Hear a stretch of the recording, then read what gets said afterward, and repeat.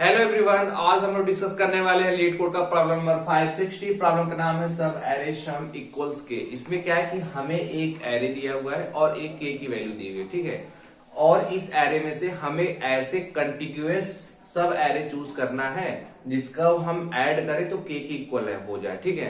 तो ऐसा भी हो सकता है जो कंटिन्यूअस सब एरे वो एक से ज्यादा हो, तो हमें टोटल ऐसे कंटिन्यूअस सब एरे रिटर्न करना है जिसका समेशन करने पे हमें के मिले, ठीक है। जैसे ऐसा एज्यूम करते हैं, यहाँ पे हमारे पास यही एक एरे है, ठीक है। और मान लीजिए हम ये इन तीनों को जोड़ते हैं तो मुझे एक के की वैल्यू दे रखी है, इन तीनों को जोड़ते हैं तो मेरा के आ जाता है, ठीक है। तो आपको यही बताना है कि ये हो गया मेरे पास एक सब एरे ऐसे मिल गया। फिर मान लीजिए एक दूसरा सब एरे आपके पास क्या था, x5 और x6, जिसको हमने किया तो ये भी हो जाएगा। तो यानी अगर ऐसे दो एग्जिस्ट करते हैं तो हमें दो रिटर्न कर देना है, ठीक है। इस प्रॉब्लम का सबसे सिंपल अप्रोच सबसे पहले क्या आता है, जो ओ ऑफ एन स्क्वायर में है, कि हम पहले वाले एलिमेंट को पकड़े, ठीक है। ऐसा एज्यूम करते हैं कि जो भी हमारा सब एरे है उसका पहला एलिमेंट ये है, ठीक है। हम इस वाले एलिमेंट को पकड़ेंगे और यहां से सम करते हुए जाएंगे और तब तक सम करेंगे जब तक कि मेरा समेशन जो है के से छोटा है, ठीक है। और जैसे हम देखेंगे अगर के मिलना होगा तो मुझे मिल जाएगा, उसका समेशन के इक्वल हो जाएगा। और ऐसे केस में हम उसको रिटर्न कर देंगे, मतलब काउंट को बढ़ा देंगे। अब फिर उसके बाद x2 पर आ जाएंगे, फिर सिमिलरली x2 के लिए ढूंढेंगे, ठीक, similarly x3 and so on, ठीक है। अब ओ एन में वो तो ओ ऑफ एन स्क्वायर था, इसको और कैसे ऑप्टिमाइज कर सकते हैं। आप ऐसा जो कीजिए, मान लीजिए अगर मैं बोलता हूं आपका जो भी एरे है उसका ये एक ऐसा सब एरे जिसको समेशन करने पे के मिल रहा है, ठीक है।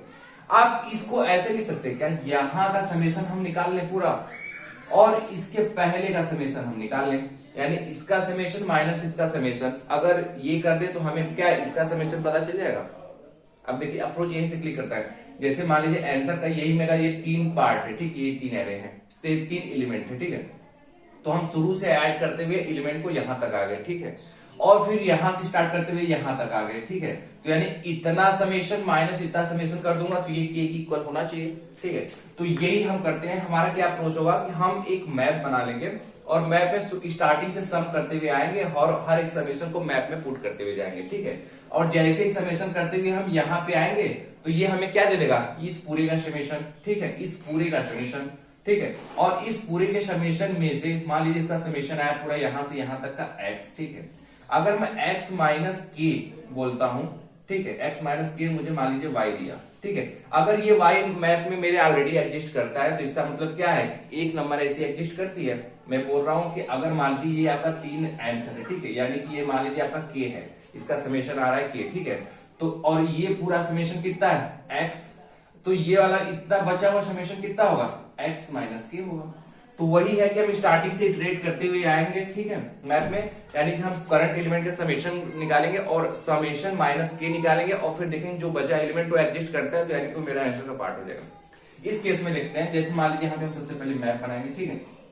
इस एलिमेंट पे आएंगे, अभी हमारा समेशन क्या हो जाएगा, समेशन इक्वल टू 2 है, ठीक है। अब देखेंगे मान लीजिए के की वैल्यू कितनी है, 7 है, तो हम क्या करेंगे, 2 माइनस 7 कितना देंगे, -5। अब देखेंगे -5 अगर एग्जिस्ट करता है तो यानी कि मेरा आंसर में हम इंक्रीमेंट कर देंगे। नहीं एग्जिस्ट करता कोई बात नहीं, मैं अपनी इस समेशन को डाल दो, ठीक है। मतलब हर स्टेप में समेशन को डालते जाएंगे। अब उसके बाद हमारे पास समय कितना आ गया था, 2। अब इस एलिमेंट पर आए तो समेशन मेरा कितना हो जाएगा, 5, ठीक है। तो हम क्या कर चेक करेंगे, 5 माइनस 7 कितना आ गया, -2। अब देखेंगे -2 मेरा एग्जिस्ट करता है क्या मैप में, अगर एग्जिस्ट करता है तो समेशन को हम आंसर को मेरा एक इंक्रीमेंट हो जाएगा। नहीं एग्जिस्ट करता कोई बात नहीं, आप समेशन को फिर से डाल दो, क्या आ जाएगा समेशन में, इस बार -2 चला जाएगा, ठीक है। सॉरी -2 नहीं जाएगा, इस बार समेशन कितना आ जाएगा, 5 यहाँ पे ऐड हो जाएगा, ठीक। अब अगली बार यहाँ पे हम आएंगे तो हम अपने समेशन को इंक्रीमेंट करेंगे। समेशन में था 5, ठीक है, तो 5 + 4 समेशन कितना आ जाएगा, 9, ठीक है। अब उसके बाद हम क्या करेंगे, 9 माइनस 7 करेंगे और देखेंगे 2। अब देख रहे हैं 2 मेरे मैप में है क्या, हाँ, तो यानी क्या है, आंसर मेरा एक इंक्रीमेंट, मतलब आंसर को हम 1 से इंक्रीमेंट कर देंगे। इसका मतलब क्या हुआ, जैसे आपका ये 4 वाले कंडीशन पे आपको कंडीशन सेटिस्फाई हुई, इसका मतलब क्या हुआ कि आपने यहां तक का समेशन किया, ठीक। और यहां से अगर हम k माइनस कर देते, k आपका कितना है, 7 है, तो अगर आप यहां से मतलब कोई एक ऐसी वैल्यू एग्जिस्ट करती है कि जिसको अगर मैं ये बोलता हूं k और इसको बोलता हूं x, तो ये जो कोई एक ऐसी वैल्यू इसके पीछे की होगी जो x माइनस के होगी, ठीक है, यानी एग्जिस्ट करती है। तो वही तो हम चेक कर रहे हैं हर बार। फिर जैसे हम मान लीजिए 7 पे आ गया, ठीक है, तो 7 पे आ गया। अब क्या करना है आपको, समेशन कितना हो जाएगा आपका, यहाँ पे क्या 4 थे, 7 2 9 था, 9 था। तो आप क्या करेंगे 9 प्लस 7 कितना आ जाएगा, 9 प्लस 7 कितना आ जाएगा 16, 16 माइनस 7 कर देंगे कितना आ जाएगा आपको आपको मिलेगा 9। और देखेंगे 9 मेरा ऑलरेडी एग्जिस्ट कर रहा है क्योंकि इसका समेशन कितना आ गया 9 तो हम डालेंगे, ठीक है। आई होप आपको क्लियर हो गया। एक पार्ट इसमें बस ये देखना है, आपको मैप में स्टार्टिंग में 0 भी ऐड कर देना है, ठीक है, 0 ऐड कर देना है। 0 हम लोग किस लिए ऐड कर रहे हैं, जैसे मान लीजिए आपका पहला एलिमेंट था 2 और आपको k इक्वल टू भी 2 दिया हुआ था, ठीक है। तो आपका जब आप डिफरेंस लेंगे तो कितना आ जाएगा 0। तो मैथ में आपके 0 होना चाहिए तभी तो आप आंसर को इंक्रीमेंट करेंगे। तो आपको स्टार्टिंग में ये 0 ऐड कर देना है, ठीक है। अब मान लीजिए एक ऐसा समेशन आपको मिलता है, जैसे मान लीजिए मैप में आपके 4 4 2 आ रहे हैं, तो आप इसकी फ्रीक्वेंसी जो आपकी मैप में जो वैल्यू होगा, ठीक है, वैल्यू तो आपके 2 5 9 हो जाएगी, ठीक है। और यहाँ पे सॉरी ये की हो जाएगा, ठीक। और जो वैल्यू होगा इसकी फ्रीक्वेंसी हो जाएगी, ठीक है। जैसे मान लीजिए आप 7 के लिए ढूंढ रहे थे, मान लीजिए 7 के लिए कोई वैल्यू समेशन चाहिए था, मान लीजिए आपका ये हो जाएगा, मान लीजिए 5, मान लीजिए 7 समेशन एक इस 7 के लिए आपको समेशन चाहिए था, मान लीजिए 7, ठीक है, ओके। ऐसा भी तो हो सकता है इसके पहले कुछ और एलिमेंट हो जिनका समेशन यहाँ तक करने से 7 आ जाए, ठीक है। तो आप फ्रीक्वेंसी को भी स्टोर करते हुए चलेंगे, थोड़ा कोडिंग पार्ट की तरफ आते हैं, ठीक है। यहाँ पे क्या है कि हमारे सब एरे नाम का फंक्शन है जो एक नम को इंटीजर लेता है इनपुट, ठीक है, एरे को, और ये के है। तो यहाँ पे हमने के आंसर को इनिशियलाइज किया 0 से और समेशन भी मेरा 0 है।